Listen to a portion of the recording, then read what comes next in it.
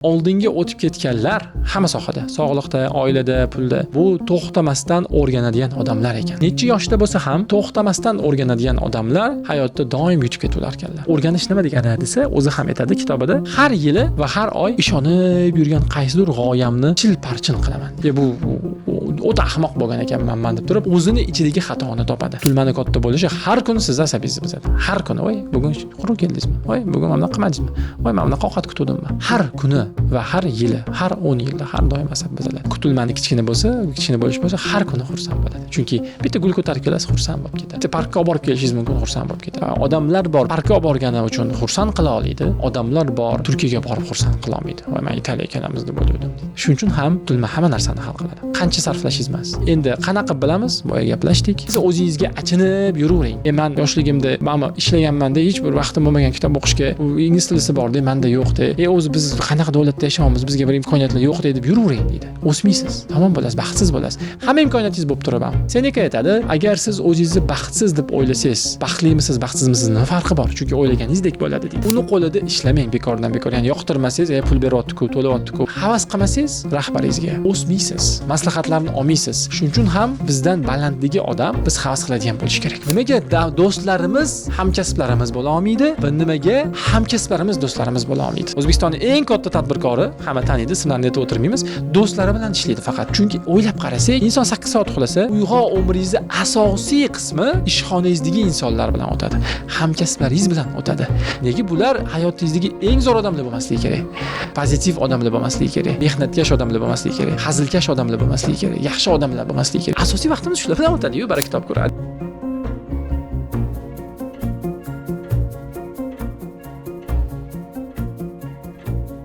Assalomu alaykum va nihoyat o'sha 40-iqtibos soniga ham yetib keldik. Juda ko'p podkastlar yetib kela olmaydigan son. Hamma birga kelayotganlar uchun rahmat deymiz va mana shu podkast oxirida katta yangiligimiz bor. Oxirigacha ko'rsanglar bilib olasizlar. Demak, bugungi 4 ta iqtibosimiz hammasi Charlie Mangerdan bo'ladi. Bu kitobni men 2-marta o'qib tugatdim. Juda zo'r iqtiboslar oldim va hammasini shu kitobdan bo'lishmoqchiman.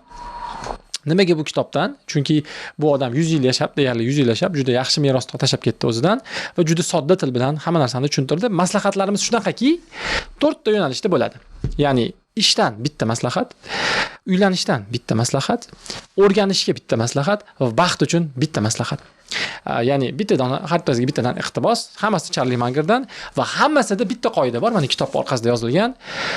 O'ta oddiy qoidani ol va o'sha oddiy qoidani jiddiy qabul qil. Bo'ldi. Ya'ni hayotda bir oldinga o'tib ketish uchun, o'zingiz xohlagan narsaga erishish uchun, qiynalmaslik uchun, baxtsiz bo'lmaslik uchun oddiy narsalar qilish yetarli, oddiy qoidalar qilish yetarli deb aytadi Charlie. Kitobi ham xuddi shuni ustiga qurilgan. Demak, 4 ta iqtibos. Birinchisi ish haqida. Yoshlarga deydi, ish haqida maslahat beradigan bo'lsam, men 3 ta dona maslahat beraman. Shuni qilsangiz adashmaysiz deydi. Birinchisi, o'zingiz yoqtiradigan, havas qiladigan odamlarni qo'lida ishlang. Ikkinchisi, o'zingiz maza qiladigan odamlar bilan ishlang. Uchinchisi, o'zingiz sotib olmaydigan narsani hech qachon sotmang. Mana shu 3 ta maslahat beradi.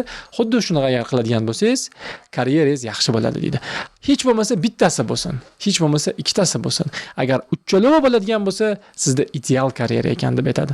Endi o'zini karyerasi ham 85 yil davom etganini hisobga olsak, ya'ni 11 yoshdan ishlagan bo'lsa, 89 yil davomida ishlagan. Juda ko'p korxonalar ko'rgan, juda ko'p bizneslarga investitsiya qilishgan.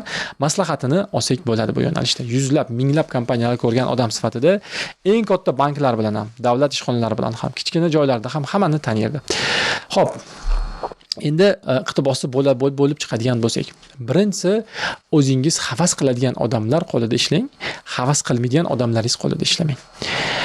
Ya'ni yoqtirmasangiz ham uni qo'lida ishlamang bekordan bekor. Ya'ni yoqtirmasangiz, pul beryapti-ku, to'layapti-ku, vaqtinchalik yoki bo'ldi, men endi shu boshqa qayerga ham borardim deb ishlamang deb aytadi. Nimaga?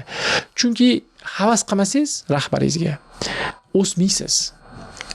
Ya'ni bu to'g'ridan-to'g'ri menejeringiz o'zingizni. Eng katta rahbar, eng katta ta'sischiga havas qilish shart emas, tepangizdagi odamga. Havas qilmasangiz undan o'rganmaysiz, maslahatlarni olmaysiz. Sizga feedback berayotgan paytda uni eshitmaysiz. Shuning uchun ham bizdan balandligi odam Ya'ni bizni boshqaruvchimiz, bizni rahbarimiz, bizni menejerimiz biz havas qiladigan bo'lish kerak. Havas qiladigan odamlarimiz qo'lida ishlashimizga ikkinchi sabab biz o'zimiz kimga havas qilishimizga qarab o'zimizning qobiliyatlarimizni bilib olamiz. Agar siz shaxmat yaxshi o'ynamasangiz, Grossmeister Fergusonga siz havas qilmaysiz yoki Kasparovga havas qilmaysiz. Endi sportsmenni deb qo'yasiz. O'zingiz boks tushishni bilmasangiz, boksyorlarga havas qilib, "Voy, bahodir zo'r ekan" demaysiz. Chunki sizda u narsaga havasga o'zingizda bo'lgan element yo'q. Kimga nimadadir havas qilayotgan bo'lsak, bizda ham shu narsa borligini ich-ichimizdan bilamiz. Voy, zo'r gapiradi shu odam. Ha, demak bizda ham bor shu qobiliyat. Yaxshi pul topadi, zo'r oila keladi deb, demak bizda ham bor shu narsa. Men buni aqliga qoyil qolaman deb, hikmatiga qoyil qolaman deb, bizda ham bor bu narsa. Kreativiga qoyil qolasizmi, mehnat qilishiga qoyil qolasizmi, pul topishiga hayron qolasizmi, jasoratiga qoyil qolasizmi, havas qilasiz. Demak, sizda ham shuni bitta elementi bor. E'tibor bering. Zo'r hokkeychini ko'rdingiz oldingizda. O'z-o'zidan havas qilib ketmaysiz-ku. Chunki siz o'ynamagansiz, siz bilmaysiz, lekin u zo'r pul topadi, yaxshi ishlaydi, zo'r o'ynaydi, lekin havas qilmaysiz. Sizni blogingiz bo'ladigan bo'lsa, o'zingizdan kattaroq blogerlarga havas qilasiz. Chunki sizda bor narsadan undan ko'proq bor. Mana shu ham ikkinchi sababi, ya'ni biz o'zimiz qobiliyatimizni ham unda bor va u ham bizga o'rgata oladi. Shuning uchun ham havas qiladigan odamlarimiz qo'lida ishlashimiz kerak bo'ladi. Bu o'stiradi bizani. Va bir narsani u bizni maqtaganda samimiy qabul qilamiz, bizni urushganda ham samimiy qabul qilamiz. Kimdir bizani havas qilsa va u bizga tanbeh bersa, ha deymiz, ha to'g'ri, men shuni to'g'rilayman deymiz. Biz yomon ko'radigan odam bizga tanbeh bersa, o'zingni bilib ol, o'zing anitini yig'ishtirib ol, o'zing xonangni bardakligini qila, o'zing ishingni chala qilasan-ku, o'zingni va'dani bajarmagansan-ku deb uni yomonlashni boshlaymiz. Natijada o'zimiz ham o'smaymiz. Ikkinchisi, maza qiladigan odamlaring bilan ishla. Do'stlaring bilan ishla. Menga bir fikr kelardi. Qanaqa qilib ham ishda, ham do'stlar bilan vaqt ajratib ulgurish mumkin. Do'stlar ko'p, ham sinfdoshlar bor, kursdoshlar bor, eski ishxonalardan ortganingiz keyin kollegalaringiz bor. Nega biz bularni ajratishimiz kerak? Nega integratsiya qila olmaymiz? Hamkasblarimiz bor. Nimaga do'stlarimiz hamkasblarimiz bo'la olmaydi va nimaga hamkasblarimiz do'stlarimiz bo'la olmaydi? O'zbekistonning eng katta tadbirkori, hamma taniydi, ismlarini aytib o'tirmaymiz, do'stlari bilan ishlaydi faqat. Meni ham bir do'stim bor, eng katta qandolat fabrikasi qarindoshlari bilan ishlaydi. Men ham faxrlanib ayta olaman, yonimizda ishlaydiganlar do'stlarimiz deb ayta olaman. Ya'ni biz ular bilan shu ish bo'lmagan taqdirda ham gaplashamiz. Dunyo qarashimiz bir xil, qadriyatlarimiz bir xil, birga mashg'ulotlarimiz, ya'ni sport mashg'ulotlarimiz bor. Ishlasak, ishlamasak biz bir-birimizdan chiqishib ketamiz. Va ishlashimiz yana ham bonus. Shunaqa odamlar bilan ishlash kerak. Bu ham o'zi Charli bilan do'st bo'ladi. Shogirdi Peter Kaufman bilan ham juda ham yaxshi chiqishadi. Bir odam bilan ishxonangizda ishdan boshqa narsa haqida gaplasha olmasangiz, bu yomon. Mana biz ham Ibrohim bilan ish mavzusida 10%, 15% gaplashsak kerak. Qolgan 85% mavzu boshqa mavzularda ham gaplashib o'tiramiz. Ish o'z-o'zidan bo'lib ketaveradi. Chunki o'ylab qarasak, inson 8 soat uxlasa, 16 soat cho'milish, uxlash, yo'l, tirbandlikda turish, ovqatlanishni ayirib tashlasangiz, 12 soat uyg'oq vaqti qoladi. 12 soat uyg'oq vaqtingizni 8 soat ishda o'tadi. Uyg'oq umringizning asosiy qismi ishxonangizdagi insonlar bilan o'tadi. Hamkasblaringiz bilan o'tadi. Nega bular hayotingizdagi eng zo'r odamlar bo'lmasligi kerak? Pozitiv odamlar bo'lmasligi kerak. Mehnatkash odamlar bo'lmasligi kerak. Hazilkash odamlar bo'lmasligi kerak. Yaxshi odamlar bo'lmasligi kerak. Asosiy vaqtimiz shular bilan o'tadi-yu, baraka top ko'radi. Bizga eng ko'p ta'sir xotin bola chaqamizdan ko'p vaqtimiz shu bilan o'tadi. Ota-onamizdan ko'proq vaqtimiz ular bilan o'tadi. Do'stlarimizdan ko'proq vaqtimiz ular bilan o'tadi.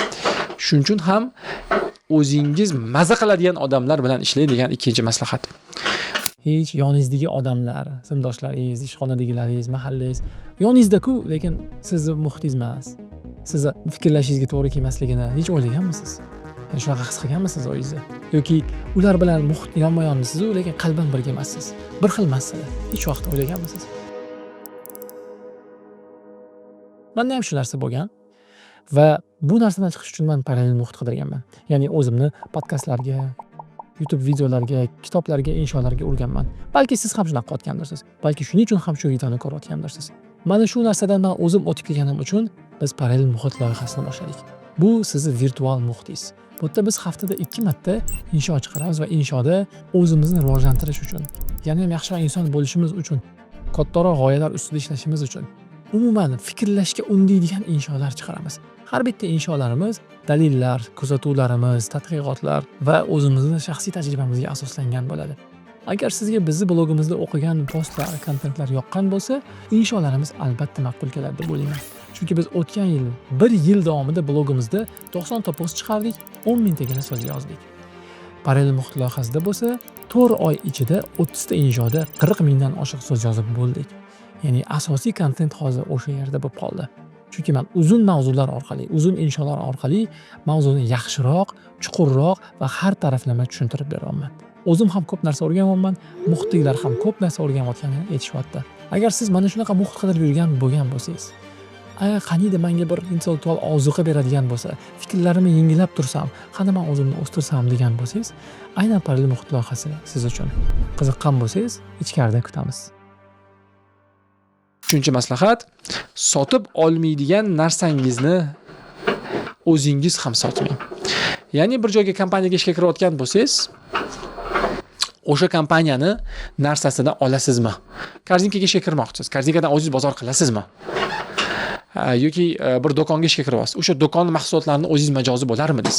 Bir kiyim fabrikasida ishlayapsiz. O'sha kiyim fabrikasini kiyimlarini o'zingiz ham kiygan bo'larmidingiz? Bir biznes ochdingiz. O'sha biznesingizni mijozi o'zingiz bo'larmidingiz? Eng qizig'i o'sha mijoz bo'lishingiz o'sha kompaniyada yaxshiroq ishlashingizga sabab bo'ladi. Chunki siz ham mijozsiz, ham ishlab chiqaruvchisiz, ham sotuvchisiz. Eng qizig'i Harmozi ham aytadi, eng zo'r marketing deydi. Siz o'zingizni sotayotgan mahsulotingizga aniq ishonishingiz kerak deydi. Ishonsangiz, uni zo'r marketing qilasiz deydi. Chunki shunchaki borini aytasiz deydi. Qachon siz unga ishonasiz, qachonki siz uni o'zingiz foydalansangiz, qachonki uni bor mehringizni berib qilgan bo'lsangiz, shundagina qila olasiz. Paul Graham gapi bor, bu o'sha Airbnb'ning eng birinchi investorlardan Y Combinator asoschisi. Qachonki foydalanuvchi va yaratuvchi bitta odam bo'lsa, zo'r mahsulotlar chiqadi deydi. Airbnb milliardga chiqqan kompaniya, men tengi bolalar ochgan adashmasam, mana shu kompaniyani egalari ham Brancheski adashmasam, o'zlari konferensiyaga borib, mehmonxona narxi oshib ketganda qiynalgani uchun Airbnb'ni ochishgan. O'zingizni dardingizdan kelib chiqib nimadir qiladigan bo'lsangiz, o'zingiz dardingizga malham qidiradigan bo'lsangiz, ana shunda ancha uzoqroqga bo'ladi, mahsulotingiz yaxshi bo'ladi, ishlayotgan kompaniyangizda maza qilib ishlaysiz. Mana shu uchalovi bo'lishi bizning karyeramiz shundoq ham yaxshi bo'lib ketishiga sabab bo'ladi. Chunki maza qilayotgan odamlarimiz bilan ishlaymiz, ishimizni yaxshi ko'rib borib kelamiz, asabiylashmaymiz, rahbarimizga havas qilamiz, bu degani bizga feedback bersa qabul qilamiz va undan tashqari kompaniyani mehnat hosil bo'lgan mahsulotlarni ham biz maza qilib sotib olamiz va boshqalarga ham tavsiya qila olamiz. Men mana shu yerda ishlayman, yo meni qilgan ishim deb ayta olamiz, uyalmaymiz. Ikkinchi iqtibos uylanishga tegishli. Endi erga tegishli bilmadim. Men uylanishga deb tushundim buni. Nobod erga tegishga deb o'zingizlar ham qabul qilsanglar bo'lsa kerak, men bilmadim, lekin uylanishga deb tushundim. Uylanayotganda bitta oddiy narsaga qarash muhim deb bilaman, deydi Charlie. Bu ham uylanayotgan insoningda kutilmalarni juda ham kam bo'lishi. Ya'ni past kutilmali inson bo'lishi eng muhim baxt elementi deb bilaman, deydi. Ya'ni biz qanaqa odamga uylanayotganimizdan tashqari u odamni hayotdagi kutilmalari, o'zini turmush o'rtog'idan, eridan bo'lgan kutilmalari, xotinidan bo'lgan kutilmalari qanaqa? Baxti 90% shu yerda deydi. Endi katta qismi shu yerda deb aytadi. Ya'ni bir odam o'ta aqlli, mayli, o'ta mehnatga, o'ta chiroyli bo'lishi mumkin, qomati ham zo'rdir, mayli, lekin hamma topgan pulingizni unga ishlatishni xohlaydi. Baxtli bo'la olasizmi? Hamma topganingizni unga ishlatishingiz kerak. Sayohatlarga olib borishingiz kerak, yangi telefonlar olib berishingiz kerak, kiyimlar olib berishingiz kerak. Baxtli bo'la olasizmi? Zo'r pul topganingiz bilan baribir baxtli bo'la olmaysiz, chunki boring pulingizni unga ishlatishingiz kerak. Yoki kutilmasa bo'lsa, shu qornimiz to'q bo'lsa, bir xotirjam yashasak, halol topsangiz, bir gaplashib tursak, bir yaxshi inson bo'lsa bolalarimiz degan kutilma bo'lsa, ana bu odam bilan baxtli bo'lish naqadar oson. Albatta biz har 3 oyda sayohat qilishimiz kerak. Yangi iPhone chiqqanda men tutmasam bo'lmaydi. Kaketa, qanaqa men iPhone chiqadi-yu men tutmaymanmi deb tursa.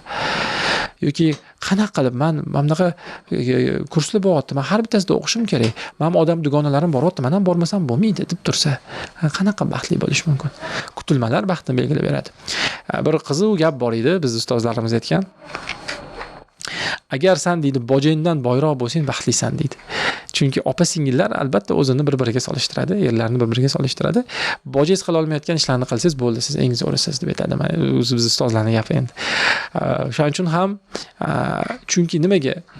Chunki ayol kishini deydi kutilmasa o'zini shu opasini, singlisini eridan kelib, u qildi, siz qilmaysizmi? U qildi-ku, biz birga katta bo'lganmiz. Ular ham haq, ular nohaq deyolmayman men. Ular birga katta bo'lishgan, bir-biriga bir xil narsaga haqli deb o'ylashadi. Ichida alam qolib ketgan bo'lishi mumkin bo'ladi. Shuning uchun ham kutilmalarga qarab uylanish katta yaxshi garantiya. Ya'ni baxtli hayot, oilani. Endi qayerdan bilamiz kutilmalarni? Qayerdan bilamiz? Siz borib turib ertaga qotgan non bilan sho'rva yesak, suvga botirib yesak, men bilan yasharmidingiz? Desangiz, doq qaraydi. U mashinada kelgansiz, qo'lingizda iPhone, yaxshi ishlaysiz. Ha, deydi. Chunki biladi, unaqa holatga tushmaysiz. Shuning uchun gap bilan buni bilib bo'lmaydi. Odamlarning gapiga qarash kerak emas, qilayotgan ishlariga qarash kerak. Shuning uchun kutilmalar o'zi qayerdan keladi degan savol. Odamning kutilmasi qayerdan keladi? Odamning kutilmasi atrofidan keladi. Ya'ni atrofidagilar qanaqa yashayotgan bo'lsa va o'zi qanaqa yashayotgan bo'lsa va uni ota-onasi qanaqa yashayotgan bo'lsa, o'shadan kutilmalar keladi. Ya'ni uni dugonalari qanaqa odamlar, qattiq ovqatlanyapti, qanaqa kiyimda kiyyapti, kim qaysi blogerlarni kuzatyapti. Instagramga kiringda qani kimlarga podpisan, ya'ni kimlarni follow qiladi. Luxury hayotni ko'rsatadigan blogerlar bor, ya'ni zo'r yashayotgan, prям bomba, har kun sayohatlar, qimmat restoranlar, qimmat kinolar, ya'ni juda yaxshi yashayotganini ko'rsatayotgan, atilabdan ko'rsatayotgan odamlar bor. Ularga obuna bo'lish, obuna bo'lgan odamni kutilmasdan ham o'zgartirib qo'yadi. Ha, mana shu ekan yaxshi hayot deydi. Mana shunaqa bo'lmas ekan deydi. Shuning uchun ham kimga obuna bo'lgan, kimlarni o'qiydi, onasi qanaqa kiyingan, onasini kutilmasi qanaqa hayotdan, qatlaga boradi. O'zi so'rang, kunini qanaqa o'tkazadi, ideal kun u uchun qanaqa, ideal yil u uchun qanaqa, ideal kim u uchun qanaqa, ideal telefon u uchun qanaqa. Kimdandir ideal telefon qanaqa deb bir so'rab ko'ring, mana oddiy telefon tutasizmi deb emas, yo'q. Siz uchun ideal telefon qanaqa desa, shunaqa odamlar bor. Men uchun ideal telefon ishlagan telefon deb javob beradi. Ishlasa bo'ldi, telefon qanaqa bo'lishi kerak deydi. Kimdandir so'rasangiz aytadi, yo'q, albatta kamerasi 3 ta bo'lishi kerak, albatta u qorong'ida video olish kerak deydi. Mana bu boshqa narsalarga ham kutilma berishi mumkin. Bunaqa odamlar kam deyishingiz mumkin. Albatta kam. Lekin baxtli oilalar uchun ham kam. Bunaqa odamlar kamligi uchun kam. Ya'ni tuzilayotgan oilalarni dunyo bo'yicha adashmasam 30-40, balki ba'zi davlatlarda 50% buzilib ketyapti. Qolgan yashayotganlarini ham adashmasam bu Pew Research ma'lumoti, Ibrohim yana to'lig'ini tashab qo'yadi, men linkini rasmini ko'rsatib qo'yadi. Yashab turgan oilalarning ham yarmidan ko'pi baxtsiz. Ya'ni o'zi tuzilgan oilalarning 25%gina o'zi baxtli bo'lib turgan. Va bu kutilmalar hayotiy kutilmalar emas, ya'ni yaxshiroq odam bo'laylik, insofliroq bo'laylik, ko'proq harakat qilaylik, unaqa emas, moddiy kutilmalar. Ya'ni zo'r yashaylik, mana bunaqa narsalarimiz bo'lsin. Ehtiyojidan tashqari bo'lgan kutilmalar, xohish bo'lgan kutilmalar. Albatta bir odam kutilmasi meni uyim bo'lsin, o'zimni yoki o'sha yotadigan joyim bo'lsin, qornim to'q bo'lsin degani bu tabiiy, har bitta odam xohlaydigan. Bundan oshiqchasi haqida gaplashyapmiz. Ya'ni luxury deydi, hashamat haqida gaplashyapmiz. Qo'shimcha xohishlar, ishlashdan tashqari, ya'ni bir narsani funksiyasi ishidan tashqari uni hashamatiga berilib olish. Ya'ni oddiy stol ham stol ishlaydi, lekin hashamatliroq stol ham bitta stol vazifasini bajaradi, lekin u undan tashqari hashamat, ya'ni birovga maqtana olish qobiliyatini ham beradi. Mana shu narsani topa olgan, mana shunaqa odam bilan turmush qurolgan odam uzoq yillar. Bitta odam bilan turmush qursangiz 40-50 yil yashaysiz, endi Xudo umr bersa, uzoq yil yashaysiz va kutilmani katta bo'lishi har kuni sizni asabingizni buzadi. Har kuni, "Voy, bugun quruq keldingizmi? Voy, bugun mana qilmadingizmi? Voy, mana bunaqa ovqat kutuvdimmi?" Har kuni va har yili, har 10 yilda har doim asab buziladi. Kutilmani kichkina bo'lish bo'lsa, har kuni xursand bo'ladi. Chunki bitta gul ko'tarib kelasiz, xursand bo'lib ketadi. Bitta parkka olib borib kelishingiz mumkin, xursand bo'lib ketadi. Odamlar bor parkka olib borgani uchun xursand qila oladi, odamlar bor Turkiyaga borib xursand qila olmaydi. Voy, men Italiyaga kelamiz deb o'yladim deydi. Shuning uchun ham kutilma hamma narsani hal qiladi. Qancha sarflashingiz emas. Endi qanaqa bilamiz? Boya gaplashdik, muhitini kuzatamiz, so'raymiz, qanaqa telefon bo'lsa, xohlaysiz, qanaqa bir mashinangiz bo'lsin. Yo'q, mashina nima kerak? Sizda bo'lsa bo'ldi, hammamizda bo'ladi, yetadi. Mana shunaqa, ya'ni kichkina bo'lishi odatda atrofidagi insonlarning kutilmasi kichkina bo'lishidan kelib chiqadi. Hayotdan moddiy hayotdan ko'p narsa kutmagan odamlar ma'naviy tomondan ancha yuqori bo'lishadi. Chunki ma'naviyati yo'q bo'lsa odam kitob o'qimaydigan bo'lsa, o'z ustida ishlamaydigan bo'lsa, ichidagi bo'shliqni moddiyat bilan to'ldirishga harakat qiladi. IQni baland va pastligi deydi, tirnoqni uzun va pastligiga to'g'ridan teskari korrelyatsiya deydi-ku. Tirnog'i qancha uzun bo'lsa, IQsiga teskari korrelyatsiya. Qayerdadir eshitdim. Keyingi iqtibos baxt haqida. Carlson degan matematikdan inversiyani o'rgangandim deydi. Va u baxtsizlikni aniq formulasini bergandi. Men ham o'sha formulani yetib, o'zimdan ham qo'shmoqchiman. Chunki baxtli bo'lishga men garantiya bera olmayman, lekin baxtsizlikdan aniq qochish mumkin. Va shu baxtsizlik haqida gaplashamiz deydi. Demak, iqtibos quyidagicha boshlanadi. Baxtsiz bo'lmoqchi bo'lsangiz, aniq qilishingiz mumkin bo'lgan ish o'zingizni miyangizni ximikatlar bilan o'ldiring deydi. Umuman sizga suyanib bo'lmasin, ishonib bo'lmasin. Ya'ni mas'uliyatsiz bo'ling deydi. Hasad, yomon ko'rish ustiga hayotingizni quring deydi. O'zingizga doim achinib yuring deydi. Ya'ni rahmingiz kelib yursin o'zingizga. Shularni qilgan kishi aniq baxtsiz bo'ladi deydi. Demakki, biz baxtsizlikdan qochsak, katta ehtimol bilan shu iqtibosga amal qilsak, baxtli bo'lish ehtimolimiz oshadi. Birinchisini oladigan bo'lsak, umuman suyan bo'lmaydigan odam bo'ling. Ya'ni mas'uliyatsiz bo'ling deydi. Mas'uliyatsiz bo'lish aniq baxtsiz qiladi odamni. Mana hozir shu to'g'rimizda iStory komandasini rahbari Asadbek o'tiribdi. Asadbek bilan bu mavzuni gaplashganmiz. Ularning komandasini zo'r bo'lib ketishi, o'sha eski hokimimiz Jahongir akaning intervyulargacha ularni olishiga asosiy sabab ularning mas'uliyatida. Etilgan muddatda keladi, etilgan soatdan oldin keladi, etilgan kunga vazifa bitadi. Hammada kamera bir xil. Butun bozorda hammada kamera bir xil. Hammani chirog'i bir xil. Hammada o'sha bitta magazindan, bitta Xitoydan, bitta joydan keladi. Hamma bir xil dasturlarda montaj qiladi. Ya'ni hech kimda yo'q bo'lgan nimadir, qanaqadir tilla koniga o'xshagan bir noyob narsa yo'q. Hamma bir xil yosh yigitlarni ishlatadi. Bir xil kamera, Sony kameralari, Canon kameralarini, bir xil chiroqlarni ishlatadi va bir xil dasturlarda shuni montaj qilishadi. Nima farq unda? Nimaga kimlardir har kun buyurtma qidirib yuradi? Nimaga kimlardir hokimlarning intervyusini oladi? Farq mas'uliyatda. Sizga suyanish mumkin bo'lsa, bo'ldi, men bunga topshirdim, bo'ldi. Qilib beradi. Ortiqcha bemalol sizga ishona oladi, pul bera oladi, keyingi loyihalarni ham sizga topshiradi. Ishonolmadimi? Qanaqa zo'r qobiliyatli bo'ling, foydasi yo'q. Bir do'stimiz bormi deymizmi, tanishimiz bor deymizmi? Juda zo'r yigit. Juda zo'r yigit, loyihalari ham zo'r, juda ham iqtidorli, shogirdlari ham yuzlab chiqadi. Lekin bitta odati bor. Nimadir bir bo'lib, 1 yilda birdir, 2 yilda birdir top etib yo'q qoladi. Telefonni ham ko'tarmaydi, xabarlarga ham javob bermaydi, palyotga qo'yib qo'yadimi? Yo'q, topa olmaysiz. Keyin o'tirib o'ylaysiz. Men loyihamni topshirgan paytimda mana shu kunlarga to'g'ri kelib qolsamchi? Qayerdan bilamiz? Yoki santexniklar oramida ham juda ham mashhur. Santexnikingiz 3 kunda bitta qilaman dedim, 3 kunda bitirib berishi bo'ldi. Uni o'ta ishonchli odamga aylantiradi. Bo'ldi, unga 10 yillab buyurtmalar tayyor. Chunki pul berasiz, ertasi kuni yo'q bo'lib qoladi. Nafaqat santexnik, balki ko'p ustalarda bor bu holat. 1 oyda bitiramiz deydi. 45 kunda ham hali ham bitmagan bo'ladi. Bir marta loyihangizni ishonchli qilib bergan ustaga keyin siz butun umr ishonasiz. Mas'uliyatsiz bo'ling. Nima bu iqtidoringiz bo'lishidan qat'iy nazar baxtsiz bo'lasiz. Chunki sizga hech kim suyana olmaydi. Suyana olish, sizga insonlar suyana olishi, sizga buyurtmalar bera olishi, siz va'dangizga ishona olishi bu katta baxt.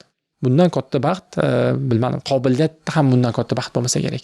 Chunki qobiliyatingiz bo'lsa-yu, mas'uliyatingiz bo'lmasa, qobiliyatingizdan hech kim foydalanmaydi. Keyingisi ximikatlar bilan miyalarni barbod qilish, ichkilik, narkotik.